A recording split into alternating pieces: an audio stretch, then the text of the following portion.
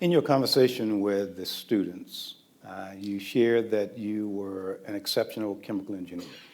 Yeah. But something along the way as part of your career motivated you to go back and get an MBA at Columbia and change, in many ways, your trajectory in life. Yeah. Talk a little bit about the motivation to get the MBA, how it influenced your thinking, and where that then led you into Goldman Sachs, in particular, an equity space that you were not fully aware of, but began to assume a great level of interest and excitement. Yeah, it's a great question. I'm going to give you two nuggets around that frame it. Take a number of years and condense it into two kind of frames. You know, I was a chemical engineer. At that period of time in my life, I thought there was no more noble pursuit than to invent something that no one else on the planet in the history of mankind had ever invented. And that usually gets recognized in the form of patents in the United States, or at least technical. And that was exciting. That was the most important thing to me, solving these complex problems, utilizing my chemical engineering skills, which, by the way, were starting to be enabled through the use of computing technology. We are just now starting to introduce programmable logic controllers, for instance, into process industries and changing the control paradigms of, plants and manufacturing. Massive productivity implications across a number of industries. But I also had a book club with a bunch of African-American men who were members of my fraternity. You can mention the fraternity. Yeah, of course, Alpha Phi Alpha, everybody knows. I didn't think there was another one, but anyway. Right? Anyway, I'm teasing, my dad was a Q, but every generation has to improve. But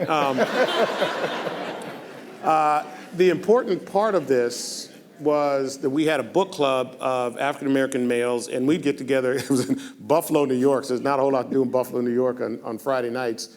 And we'd read books, and we'd talk about things and put programs on for the community. And then Black Enterprise came up with this magazine, and it had these, African-Americans on Wall Street. And I was like, well, what is Wall Street? I had no idea. I mean, because not only were there no engineers in my community, there are no investment bankers in my community, right? I had no idea what it was, and people's stocks and bonds and how does this work. And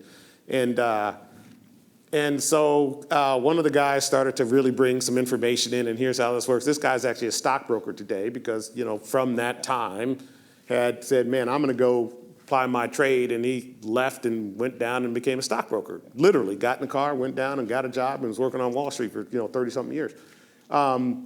But in that process, decided it was a good time for me to retool because I started to really understand, I'll call it the economic activity in the world.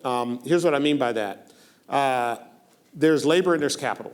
And chemical engineers, we are high-paid laborers. Okay, I made more money than my dad made in the peak of his career. I made $33,500 graduating from college. I didn't think you could make any more money than that until I got a raise. I'm making 36. I was like, oh my God, this is just amazing. And then I found out these guys on Wall Street are making $1 million. I'm like, and I look at their pictures, they didn't look any smarter than me, all right? Darn sure weren't any better looking, right? So I said, well, a couple of them were, but that's all it comes. But what I realized was that there was a whole world that had placed a different value on a different set of skills that I didn't have. Now, I had just implemented a solution at one of the plants, Goodyear Tire and Rubber, and it had increased the productivity of this one line by 26%. So that's a whole shift, a massive value, but I didn't get paid $1 million, right? So while that was valuable to the corporation, it clearly did not inure to the benefit of the labor who did that work, right?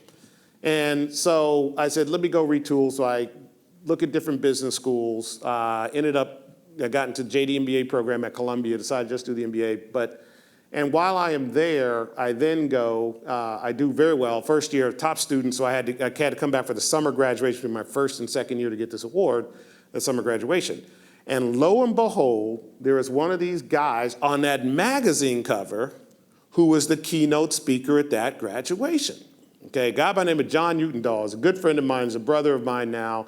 He's like 6'11" and just tall and beautiful. And I'm like, man. He's like, at the end of the graduate, he says, man, you got an interesting, background. Have you ever thought about a career in investment banking?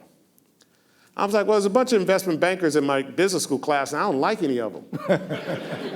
And he says, well, why not? I said, well, they think they know everything. And you got to understand, I'm an engineer. We do know everything. It bothers us.